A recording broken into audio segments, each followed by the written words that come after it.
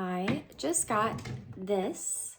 It is the Glow Recipe Watermelon Glow PHA and BHA Pore Tightening Toner. And I actually thought I got something else, but this is what I did get, and I'm happy. It was like a happy little accident. You see how it's kind of like a gelatin consistency? You just put a little bit on your hands. At first I was putting this on a cotton pad, but I really just like to pat it into my skin. If you use a cotton pad, you're wasting the product because it's just absorbing into the cotton versus your face.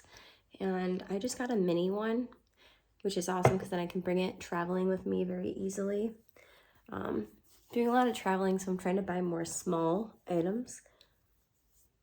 And yeah, I really like this. It's super light. It smells really good. Smells like watermelon.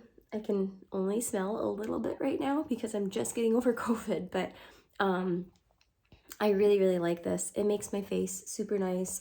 It's not oily, it's not greasy, it's not heavy, it's just very hydrating, and it's like a mixture between like a gel and a serum, sort of. That's how I would explain it, but I really like it. I'm glad I got it. It was a happy little accident that I'm happy for. So if you're looking at it, give it a try. I hope you love it.